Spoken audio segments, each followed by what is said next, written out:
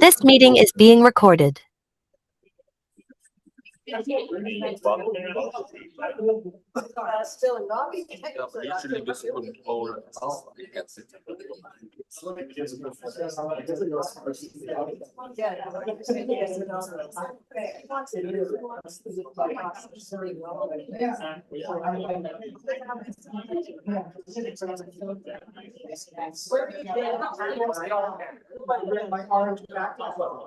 How are you? So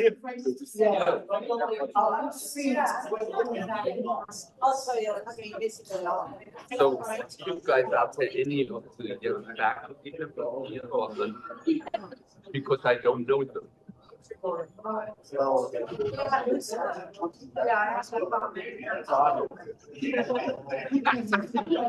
I see.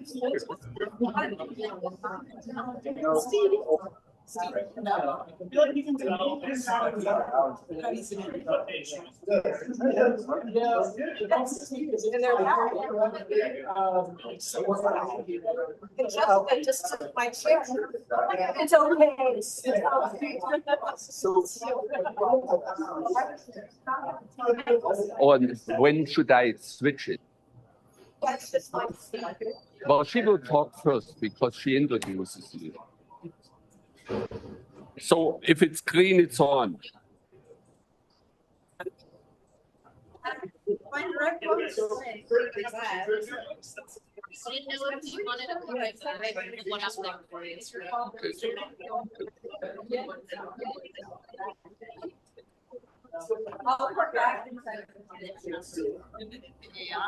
So he did it. Sorry to ask you another question. The guy in the green shirt. That's Stephen. We're done. Ah. Hi, Dandy. Yeah. Yeah, I interacted with him a fair amount. Maybe he gained a few pounds since I saw him last. Funny how that happens. How can that happen? It seems like there are only two choices. Oh, I'm gonna go get a seat. Okay, so maybe I should stand here so people see me who I am. All right. I wondered whether 14-point font so I can see it. I wondered whether anyone will show up because a few people sent me messages that for all kinds of different reasons I cannot come.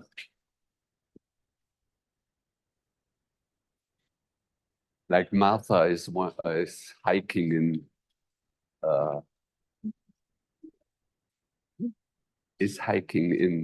Estes Park. Oh, it's wonderful because she had all those knee problems again. So Well, it's really good that she's her healthy. husband has a serious health Yeah, problem. his lung issues. Yeah, his lung. So it's So- amazing they're hiking at altitude.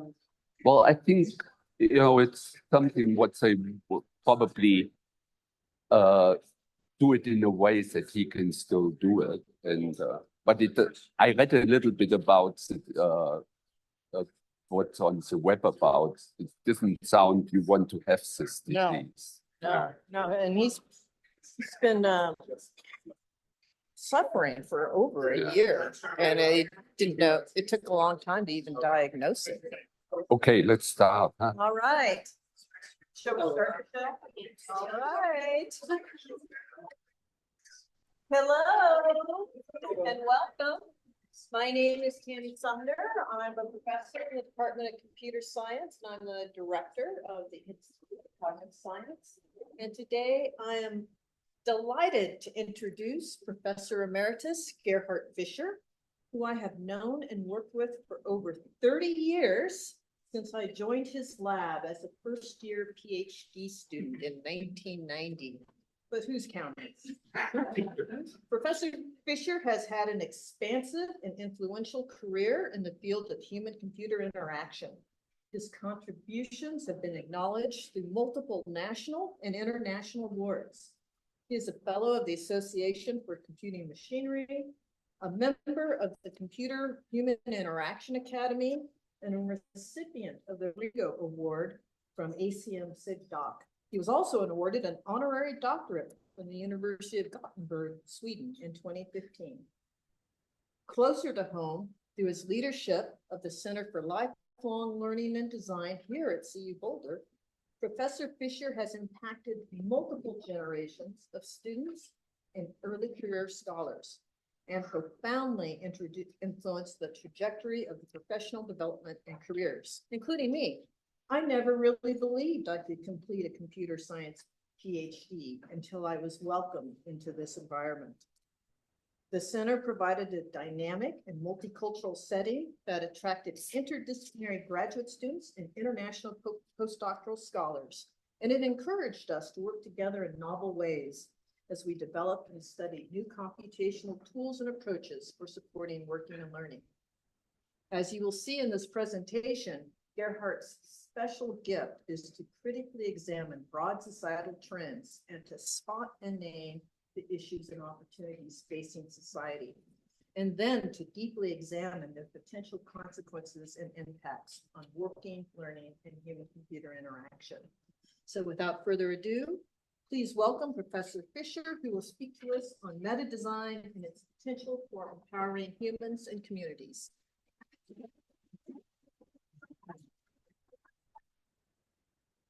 Well, thank you, Tammy. You know, I always ask myself, at being probably the oldest person in this room, whether I still know something what may be interesting for all of you to know, or at least for some of you.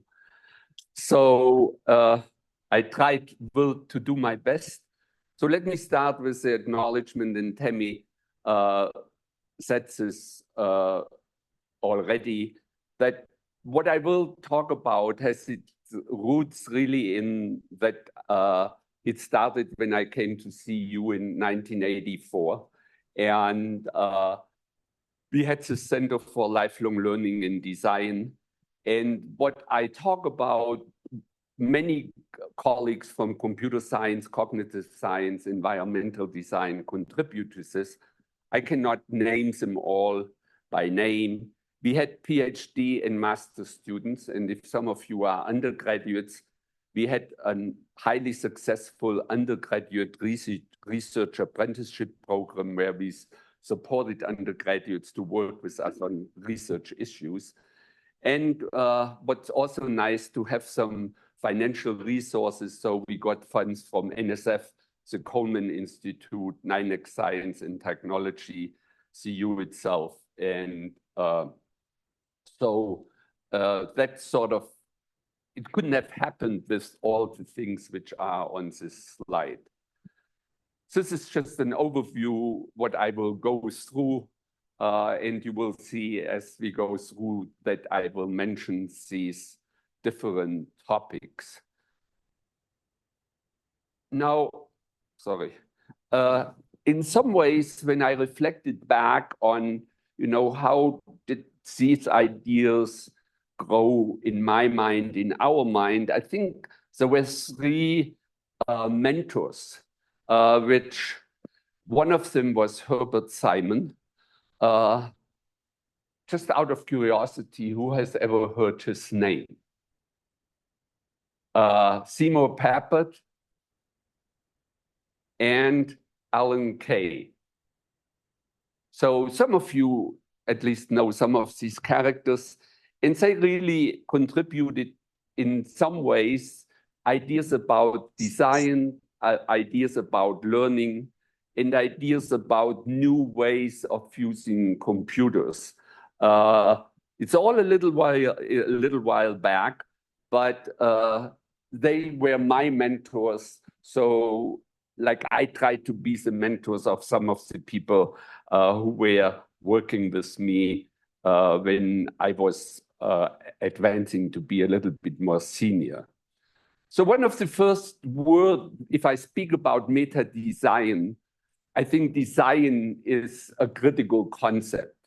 And I have done interviews, informally asked people, and we could do that now if we would have more time. What do people understand? How do people understand design? And you usually get a variety of different answers.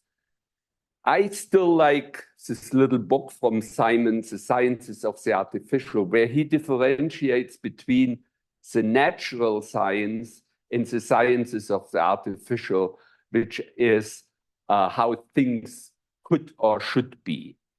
And these are a number of criteria with which you can differentiate these two approaches. So the natural science developed accurate representations of reality. And the prominent fields are physics, biology, astronomy.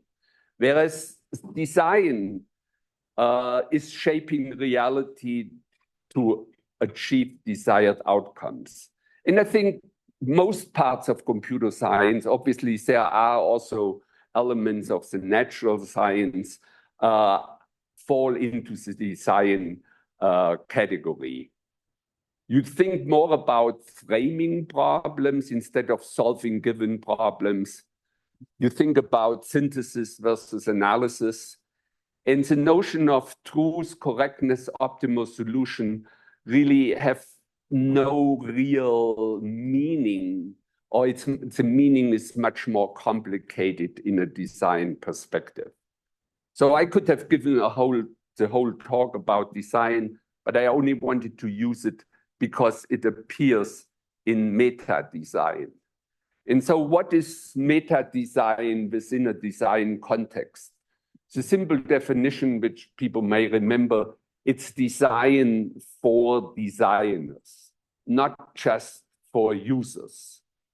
And the fundamental objective is that you want to empower all stakeholders to actively participate and make their voices heard in personally meaningful problems.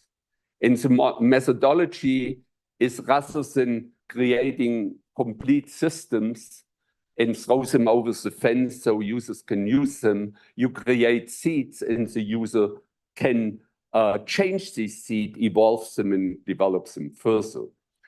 And in some ways, it's a framework, a design philosophy applicable to a wide variety of problem domains and disciplines. So why would we think about meta design, and what are problems in this world which may require a meta design approach?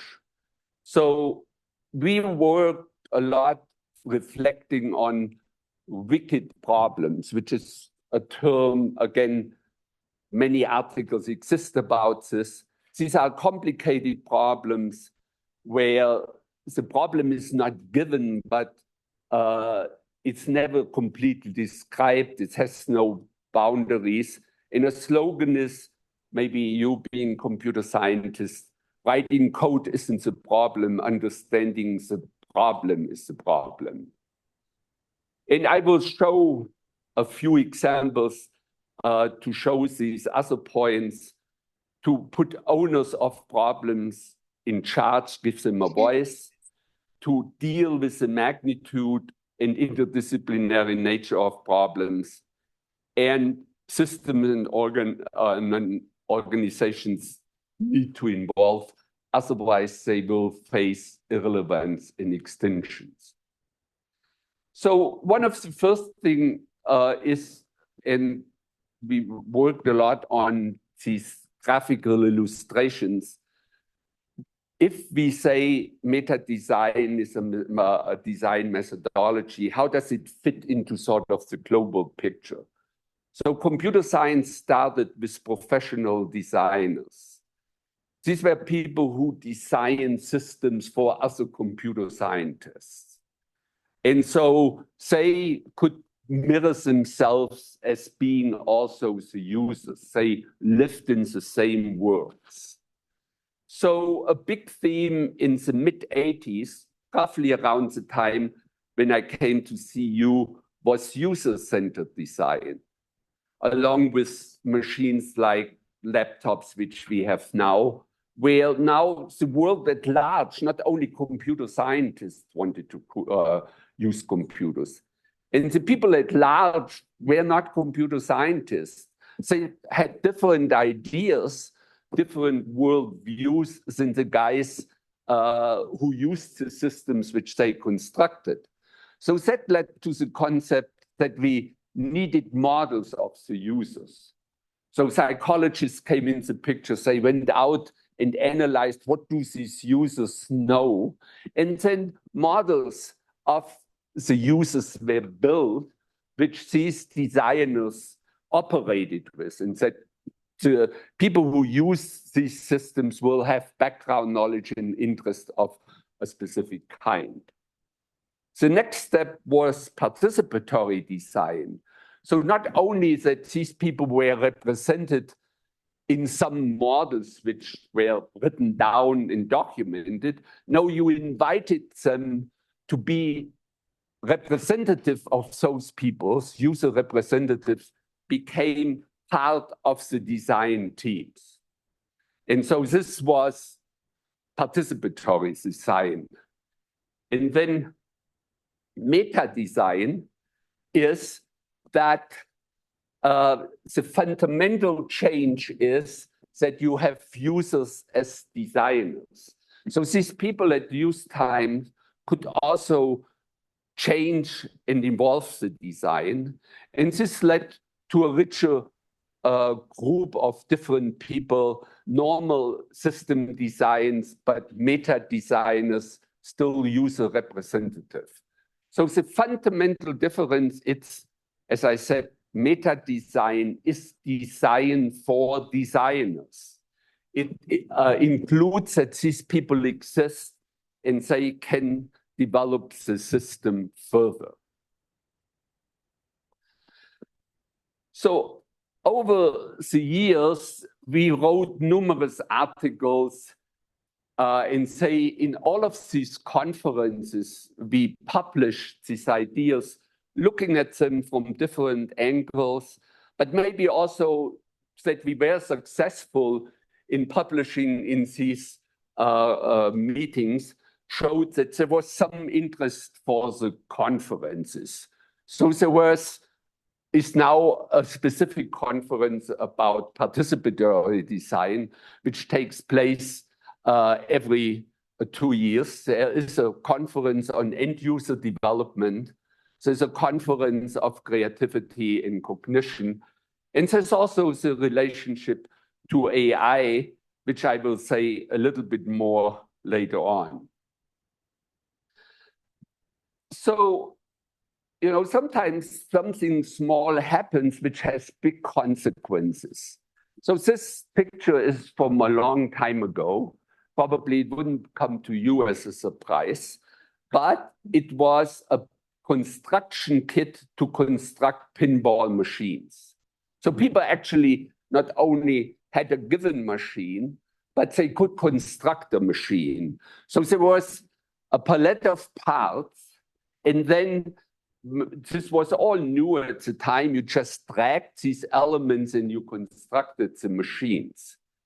But what really was a very fundamental finding, when we did some experiments with this, we found out that the people who constructed the most interesting machines were not the computer scientists, but were the people who had a lot of domain knowledge about pinball machines, who played with pinball machines. They constructed, because they had the domain knowledge, they constructed much more interesting machines. And that was another really important element which said, oh, we want to build a system where the domain knowledge can be more easily articulated by the people from these domains. So I now want to show you very briefly 2 systems which we built over many years.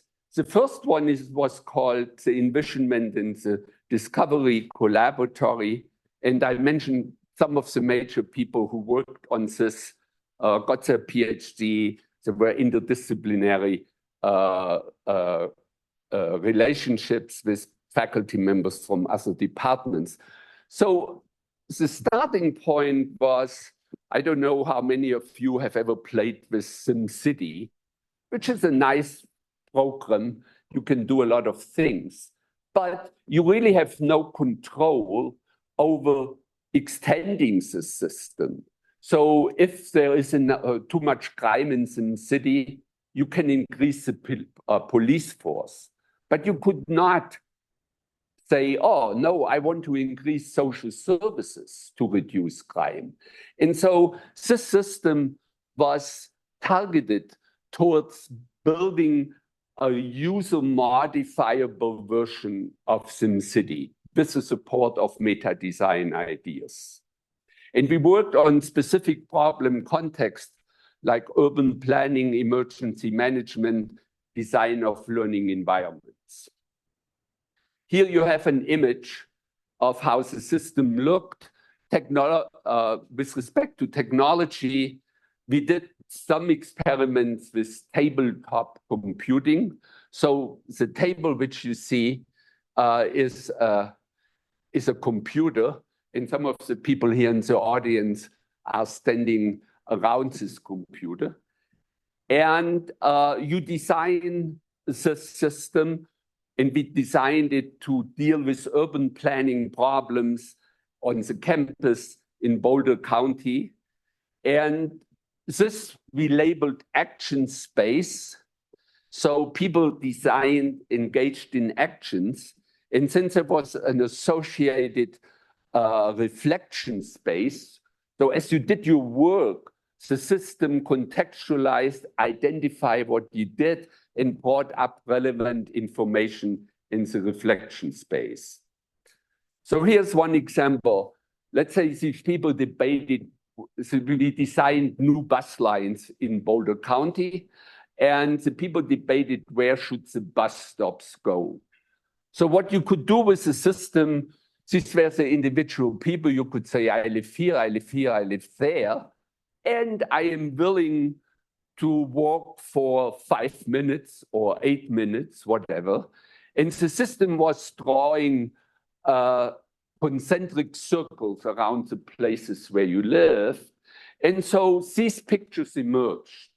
And these pictures were not present beforehand. They were really emerging through the interactions. And one conclusion, a natural conclusion, is you put bus stops where these circles intersect with each other. To show also that we really dealt with end users, we had a couple of interesting meetings with representatives from the Boulder City Council and the University of Colorado region. So not the people who probably are the computer nerds, but you see, they gathered around this table and they got involved in interesting discussion, did some of the things which I showed you. And if you know, people can tell you it's not always complete harmony between the Boulder City Council and the regions.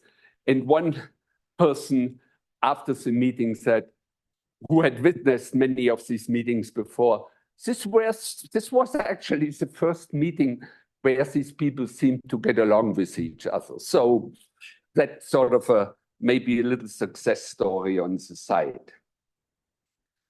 Who has ever heard of the Coleman Institute? So it created a big fuss that this person, Bill Coleman, gave a huge sum of money to the university to deal with people with cognitive disabilities. And we got one of these grants, and we wanted to help these people. We created a research project, Cognitive Levels, helping people help themselves. And again, some of the contributors are here, and we built systems to assist these people. So it's a nice, if anyone has any interest, there's a nice 5-minute movie about this project overall. I only wanted to show you sort of the meta design aspect of it. So the issue there was the people with cognitive disabilities really couldn't be the meta designers. they couldn't engage in design activity, but their caregivers who took care of them, whether these were parents or professional caregivers, they understood much better what this person needed. And so we wanted to empower them. Again, there were no computer scientists to create environments which these people could exploit. And so this is, again, a screen image of the systems which got constructed, which got tested with the respective population. And the caregivers could develop a script which would then play on a handheld device. And so people could say, okay, I need to go to the store to pick up some groceries. They couldn't do it by themselves, but with this little device, they could do it. But there were lots of idiosyncratic elements, and those were only known by the caregivers, not by the original system developers. So again, there's the caregivers. It was designed for designers. In this case, this is intermediate stage that the caregivers were the designers.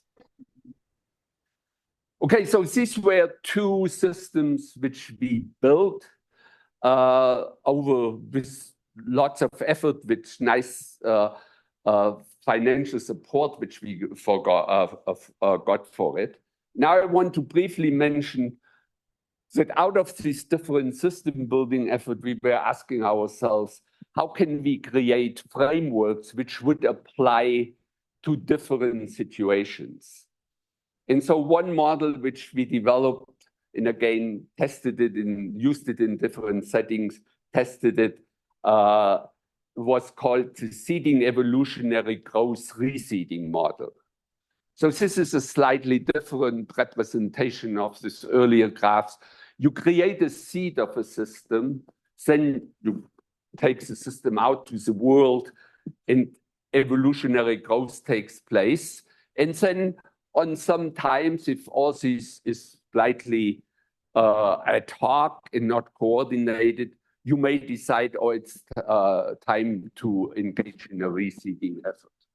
And so if some of you have followed the development of, let's say, Microsoft Word over the last 30 years, I think this is a good model to describe it. So it was Microsoft 1995. People used it for some time. Microsoft collected ideas. And then there was Microsoft Word 99 or whatever was the follow-up. And so this was a model which we analyzed, and I will come back in a minute to show you another application of this model. We also, open source software communities, again, I could develop a much more elaborate interpretation what it has to do with meta design. But in one of the PhD studies, we analyzed the communities which develop around open source software or open source software communities. And there was, saying someone is a user and someone is a designer is an oversimplification. There are all these intermediate roles. There are much richer ecologies of participation. And these were some of the roles which we could identify. And so someone may have been a bug reporter. So the person says, oh, there's something wrong. A little bit a more demanding role is a bug fixer. So you do not only say, oh, there's something wrong, but here is a better way doing it, or an alternative way. And you could apply a very similar diagram to other environments of this kind, like, let's say, Wikipedia. Again, there was a time when Wikipedia generated a huge interest. You could read numerous papers, and Wikipedia is another example where meta design plays a critical role. So the first applications I briefly wanted to mention is inspirations for learning and teaching. And we reapplied this model, which I call the seeding evolutionary growth, to the courses as seeds model. And that is, I assume all of you attend numerous courses. And the question is, do you sit passively there and listen to your instructor? And that's kind of a contradiction that we do that now. Even the theory says you shouldn't do that, at least in certain contexts. And so this courses as seeds model was really how I taught my own courses, that I felt I provided a seed, open-ended and involving, instead of fully predefined instructor by the instructor.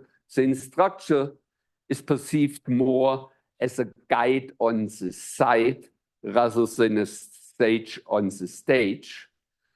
The students, in one case, are passive recipients, consumer of content. In the courses as seed models, they are invited to be active participant and co-creators. Now, an interesting issue, and again, I will not have time to get into details. There are interesting issues about assessment criteria. And depending on your own experience, you may feel one way or the other that how you get evaluated in courses, you agree with that or you don't agree with that. And the objective here is achieve specific learning outcome as defined by a curriculum, whereas here, somewhat this, at least were the things which we try to achieve: foster critical thinking, integrate interest-driven learning. So let me act as an advertisement agent for a big project which exists here at CU. Out of curiosity, who has ever heard of the AI Institute for Student AI Teaming? Okay, if you want to know more, talk to Tammy, because she is one of the co-director of this institute. And we had occasional meetings between each other. And I think it's a very large-scale project and they pursue different aspects. But I think there is a nice overlap with respect to some of the ideas which are pursued in the context of meta design, in some of the ideas pursued in this project. Now, let me give you a warning, and I put this in because, again, I find this interesting. So I had all this enthusiasm and say, I want to teach my courses differently. And as you know, we get course evaluations. And I taught one of these courses, and I got a total bipolar evaluation. So I got some A's and some D's and F's. And sometimes students write a little bit of comment to justify their evaluation. So the first student, who probably didn't give me an A, said, I will never ever take a course of this nature again in my undergraduate career. And I hope to find a more structured graduate program with an advisor that is more forthcoming.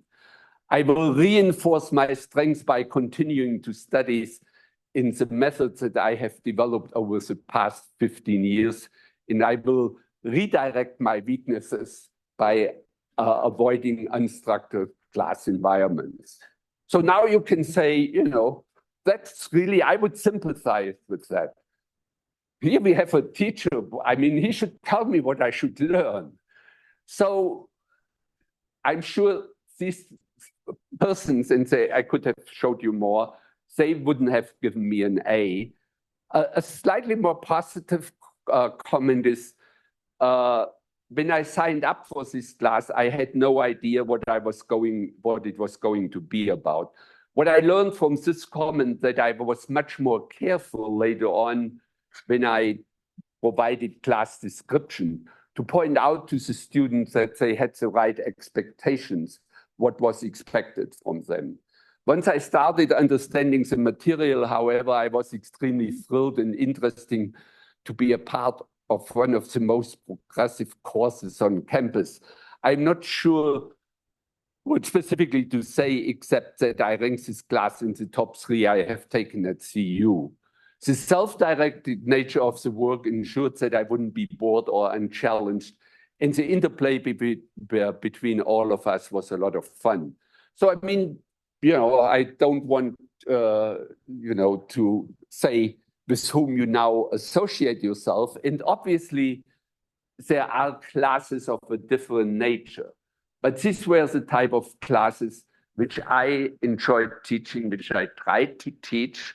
But you run up against that students have a mindset which they develop over a long period of time. And some students' mindset is, well, I go to class, I sit down, I hope I will never ever be asked a question. And when the class is over, I go back. So this is sort of a little warning that if you have ideas, there may be some issues with these ideas. And I tried to learn from these issues. As I said, I was much more careful to tell the students what expectations they should have. So let me come to the second application. In the whole world today is artificial intelligence, right? You cannot read whatever, the Daily Camera or the New York Times or whatever without reading about AI. And out of curiosity, who of you is interested in AI?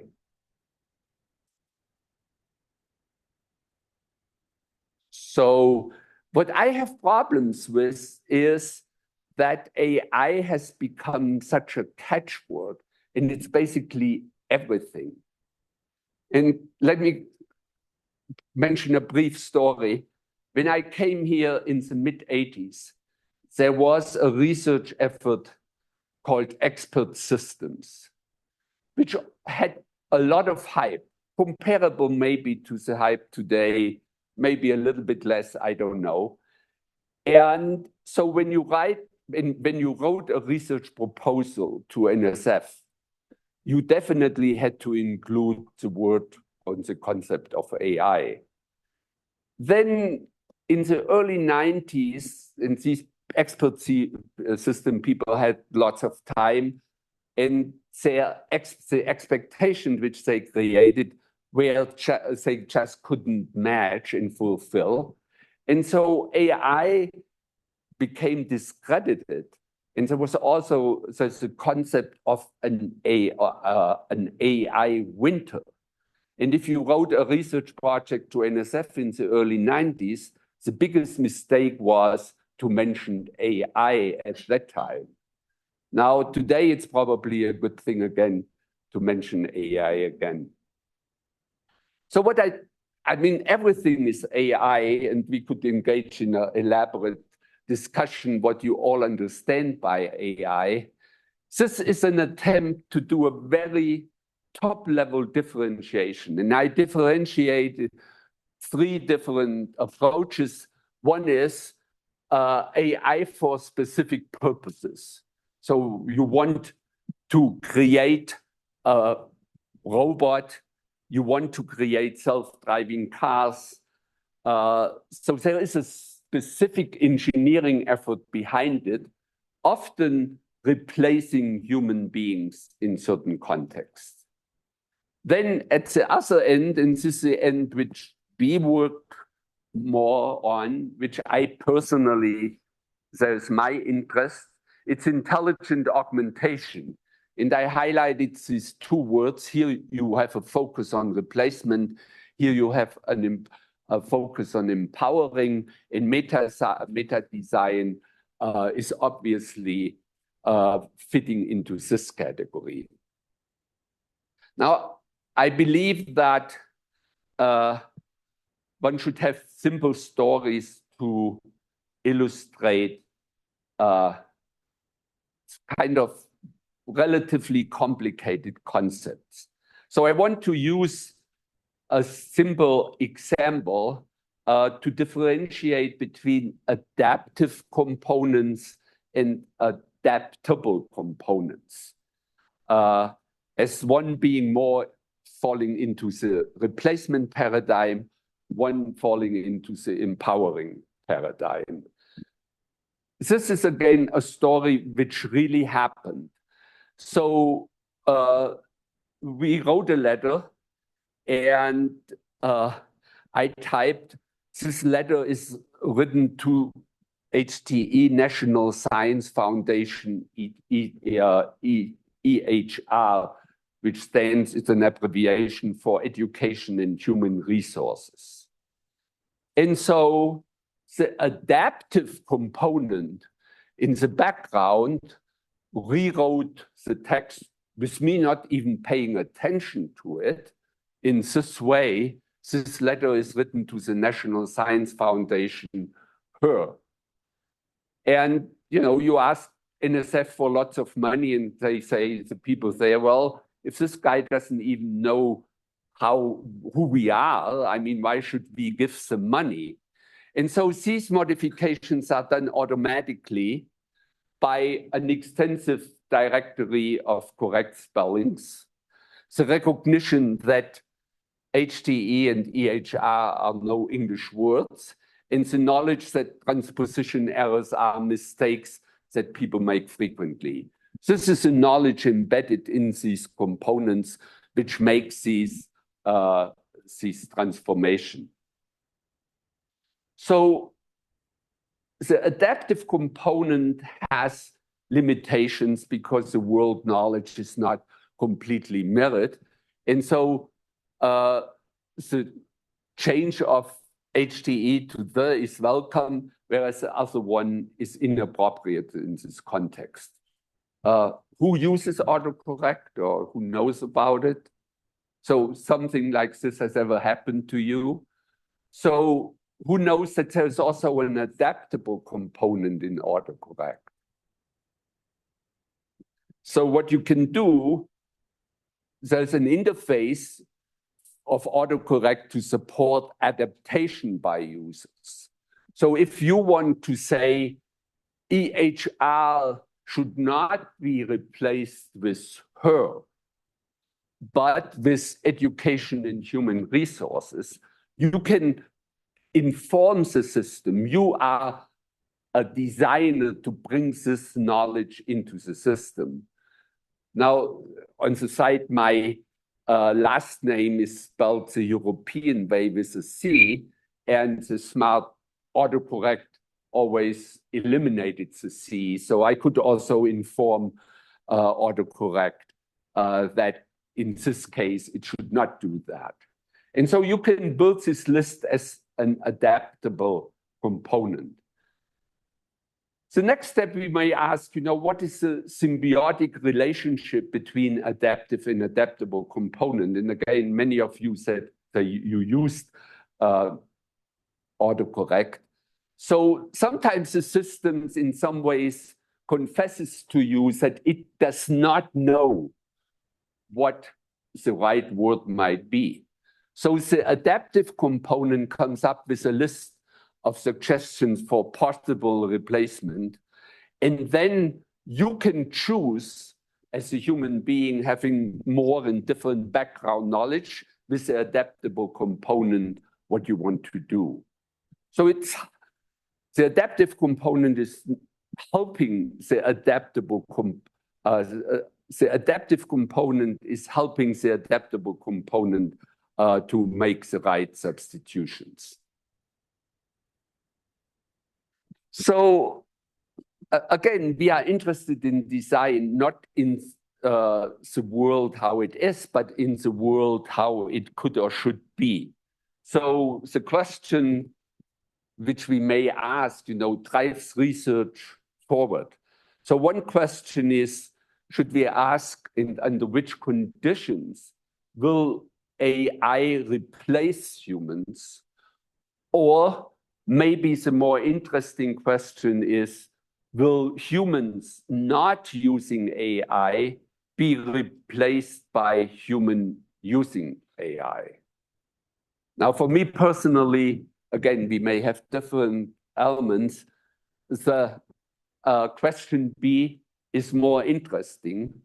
And if we believe the CEO of Google, just in an article in Time magazine a week ago, says, at Google, we are working hard to build technology in ways that empowers people, which here's a representative from Google. You agree that your CEO expressed this correctly, or is this what you do? I cannot speak for myself. Okay.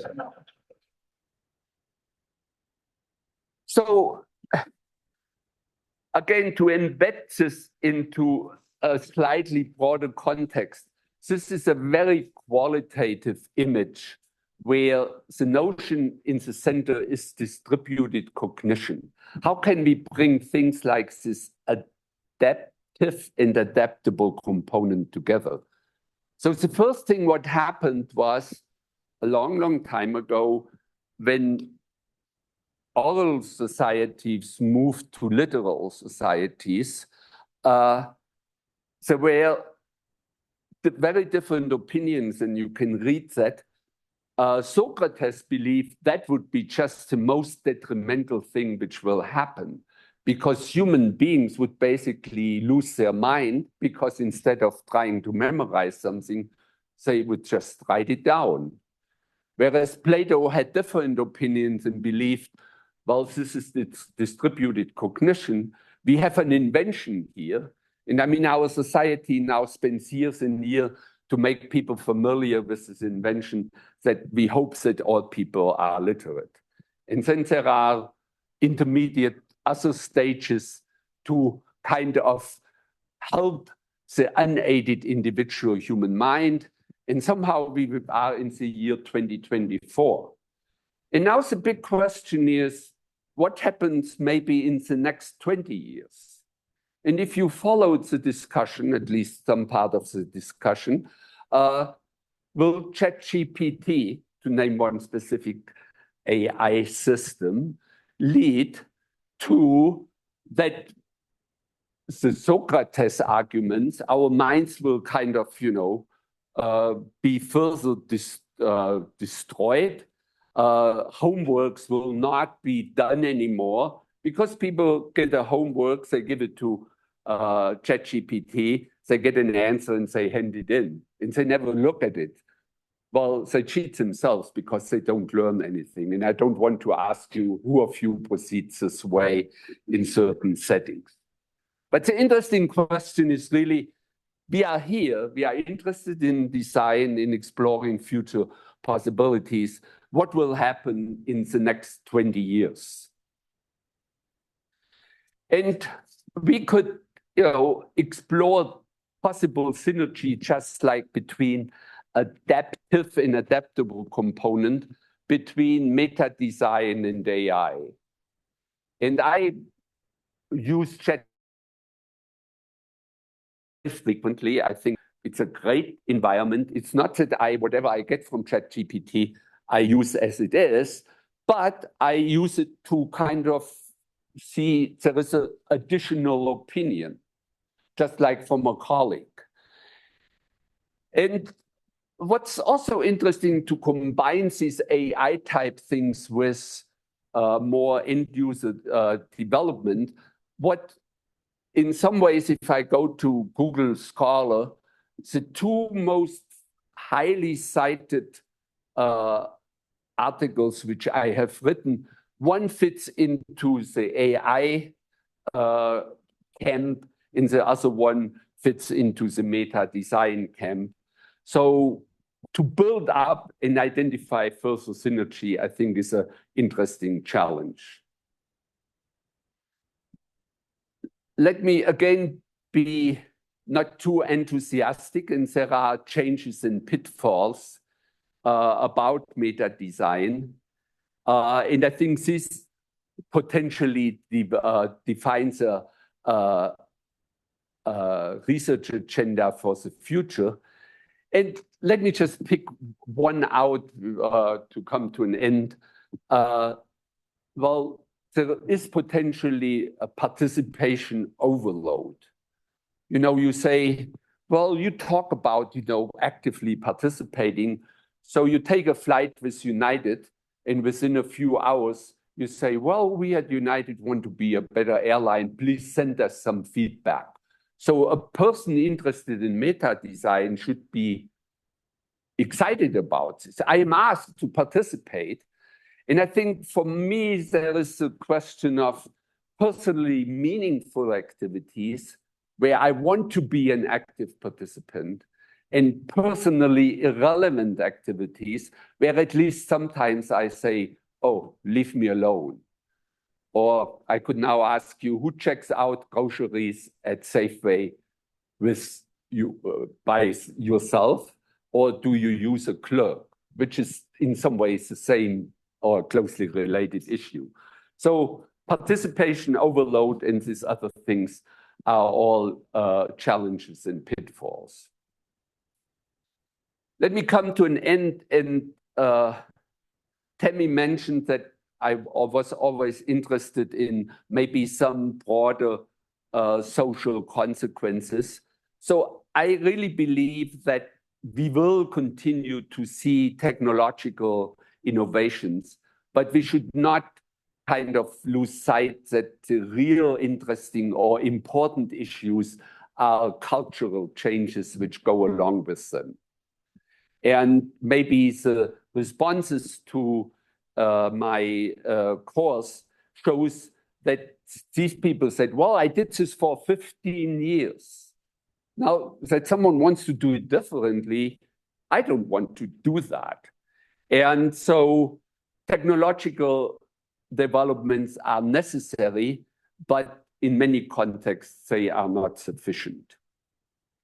So what is my take-home message from all of this?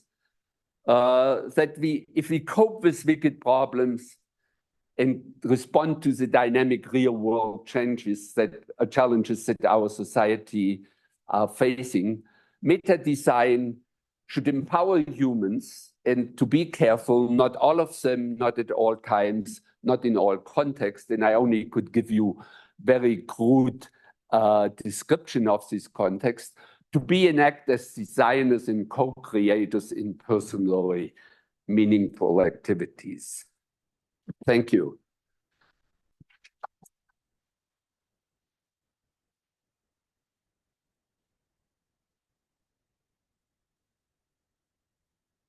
Now, after I spoke for 50 minutes that the participants should be active participants and not passive listeners, who has a question? Yeah.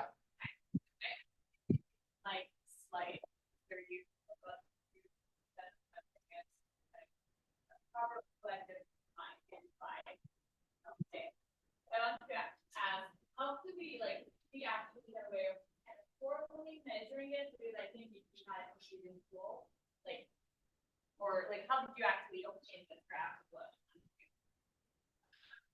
Well, in some ways, would you agree that our society is hard to imagine that if we could not read or write?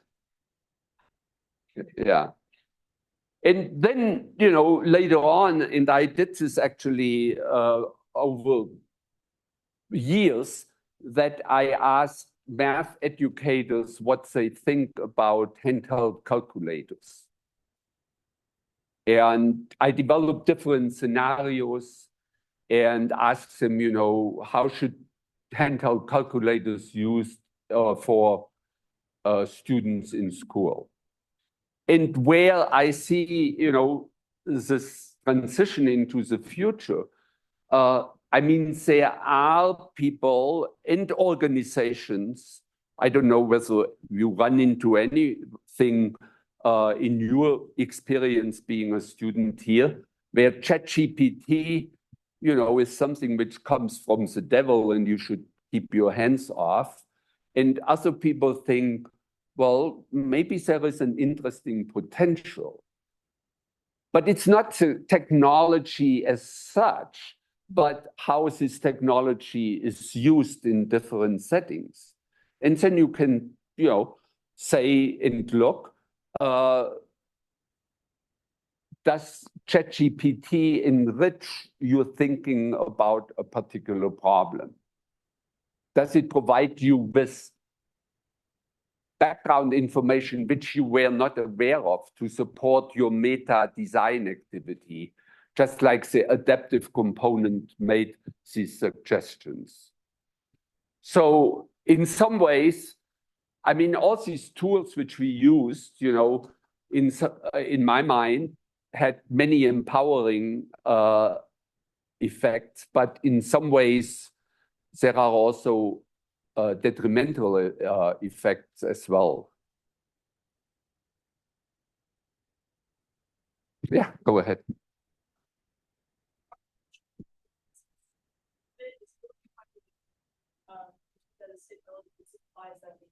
Aspect to it, in my opinion, if you could rename it, those be something maybe that's a little bit more suited, what would you call it? Well, the problem is that talking about artificial intelligence is that intelligence by itself is a controversial concept. Some people say, well, it's what we measure with IQ tests and so on. And I mean, Apple, interesting, if you followed the recent announcement of the next iPhone 16, they don't call it artificial intelligence, they call it Apple intelligence, right? And I think what it's a legitimate question, and you find people, and I think, if I understood your question correctly, you belong to this camp. You think intelligence is something what is tightly connected to humans. So if you take one success story of AI, that a program became whatever the world champion in Go or in chess. I mean, if you observe a human being and the human being is a great chess player, wouldn't you grant and potentially maybe tempted, oh, that's a smart kid. And so now you have the same capabilities with a program. And so, I think your question is completely legitimate, but it's a multifaceted question, and hopefully it will continue to be debated from different points of view. Did you have a question somewhere? Sure. I know one of my biggest concerns with artificial intelligence isn't like cheating on homework or anything. It's that as we continue to use generative models to create large amounts of text and put that into the internet, the next generation of models is going to start using that generated text. And as we continue to just put more and more of this generated content onto the internet, it becomes much more difficult to actually find domain experts information, which I feel like really does hurt distributed cognition, because much of the advantage of the internet is they find the information from domain experts that you otherwise wouldn't have the ability to reach. Well, engaging over these topics with people, and so along the lines what you say, and if you use ChatGPT, it says at the bottom in very small font, be careful, ChatGPT can be wrong.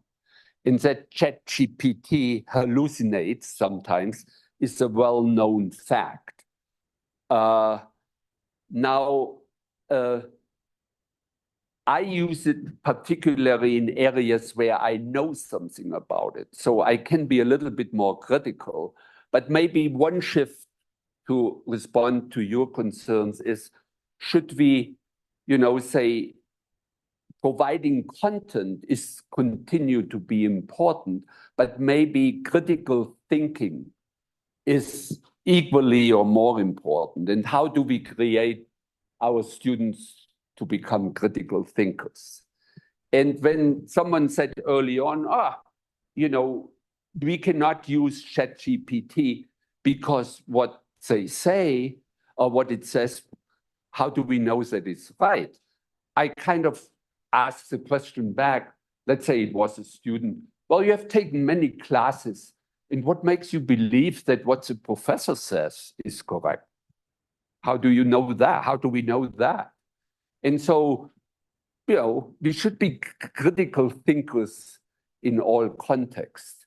And whether what you say, it develops further and future things will rely on what was generated before, and this will amplify this even more, is definitely something which should be taken serious and carefully observed. Yeah. Also, there are attempts to have specialized artificial intelligence. So you can go just to a law library and use that same domain expertise. Yeah, I definitely think those are a lot more useful. Yeah, so and then there are attempts at having humans check the answer correct. So there are ways to make sure the data is better. It's like Wikipedia that's generated, and then there are lots of domains to check. Well, to finish in time, I was struggling, what should I include and what should I not include, but maybe it's worthwhile to mention one more thought. I feel an interesting question for many of us who are involved in technology development is that we often ask the question, can we do it? And I think there are certain kinds of questions where this is not sufficient, and we may also ask us and should ask us, should we do it? And this, again, is not unique to what we do. You want to have whatever, totally automated warfare. Should we develop even self-driving cars, or should we emphasize cars with intelligent driver support systems? Should we develop robots in elderly care, taking the human touch away? I mean, these are all questions. And then if we say we develop this, there are still numerous distinctions to develop this in different ways. And maybe one is desirable and one is something what we do not like as much. Study the relationship between distributed cognition and individual cognition. That I'm wondering, as one goes up, the other goes down. Well, what I, again, totally ignored is that meta design, in some ways, there is a distribution between the original designers and these designers. So there is a temporal distribution. And obviously, there can be also spatial distribution.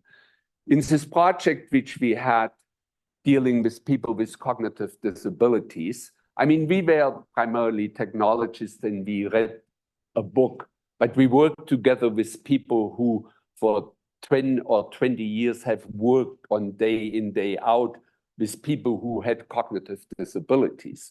And so there is distribution everywhere. And how do we exploit these ideas that we are, I mean, I labeled this graph